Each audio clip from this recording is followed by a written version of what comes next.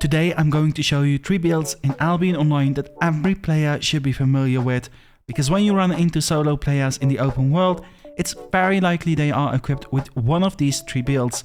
And if you are a driven solo player yourself, you most definitely want to give these builds a go and start playing them as well. Build number 1 is all about utility. It has a bunch of tools that will help you confuse your enemies, whilst also providing you with a lot of survivability and escape.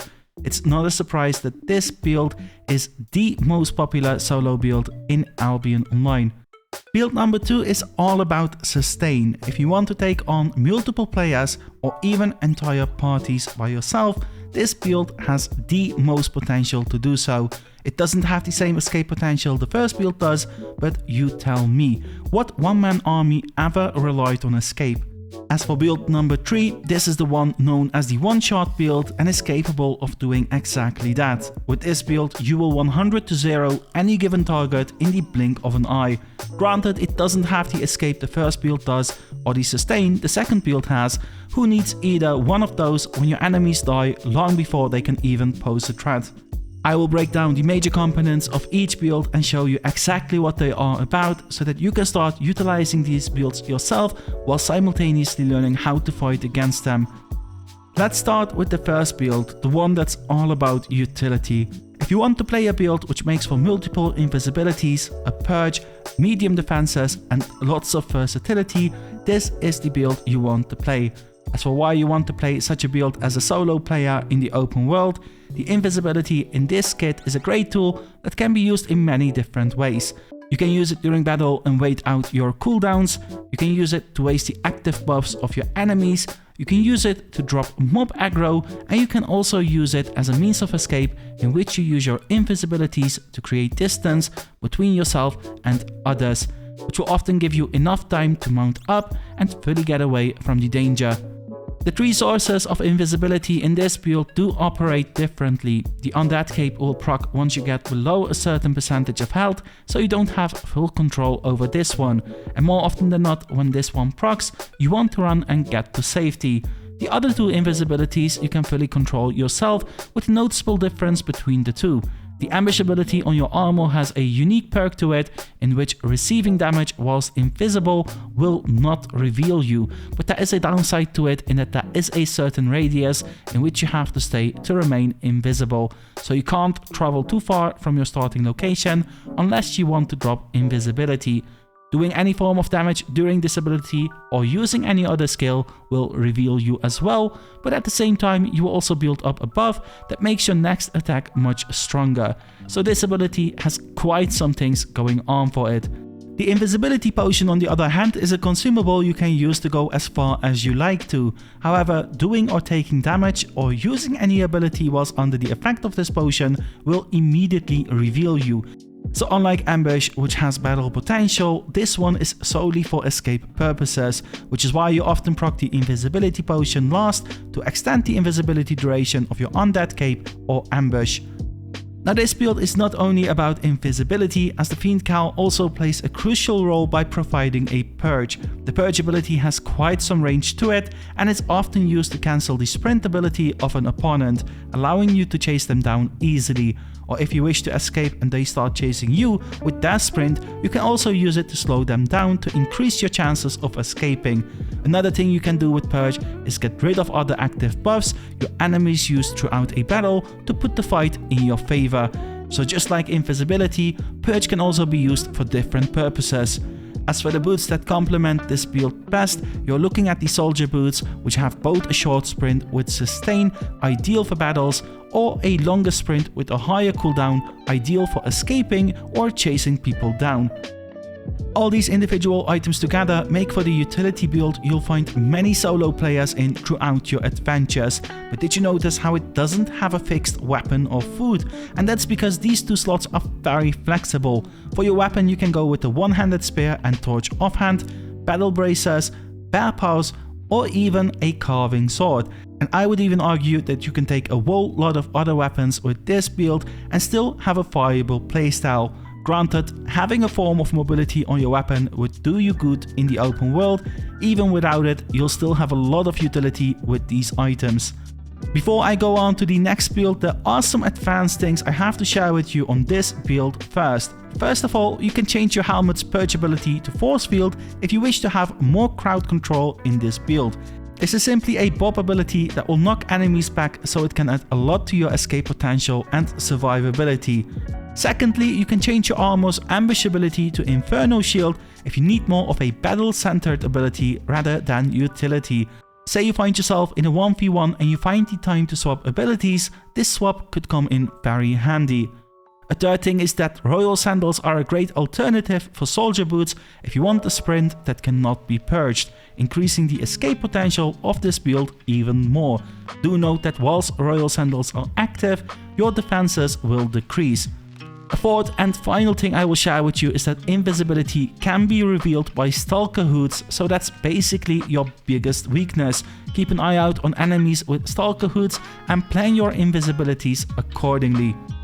And that's everything you need to know about this build. So let's move on to the second build, the one that's all about sustain and turns you into a one-man army. If utility is not what you are looking for in a solo build for the open world and you would rather take your enemies on no matter the numbers or the circumstances, this is the build you want to play. This build has an enormous amount of sustain and some extra defense to make that sustain even more effective. It's the type of build I really like to play myself, as taking on outnumbered fights might just be one of the most exciting and impressive things one can do in Albion Online. This build really has only 3 core items and they are all connected to each other. Everything else in this build is very flexible, but I will show you some examples, so you leave this video with a like and of course a complete build. The 3 items that form the core of this build are the Helion Jacket, Spectre Hood and Martlock Cape. The Helion Jacket is a leather armor that has the Lifesteal aura, which is a buff that does AoE damage, whilst lifestealing the damage done back as health. You can hit up to 5 enemies with the Lifesteal aura, so that makes for both a great chunk of damage as well as lifesteal. There is an extra perk to this ability in that the lower your own health is, the more damage this ability does. So the lower you are, the more sustain it will provide. And by resetting this ability with the Spectre Hood, you will have double the sustain, which is a massive amount of damage as well as sustain. The reason I like to take the Martlock Cape with this build is because it buffs your defenses big time once your health drops below a certain percentage, providing you even more survivability and damage when the Lifesteal aura is active when you're on low health. Granted, being low on health is never ideal, it's less scary when you're playing this build.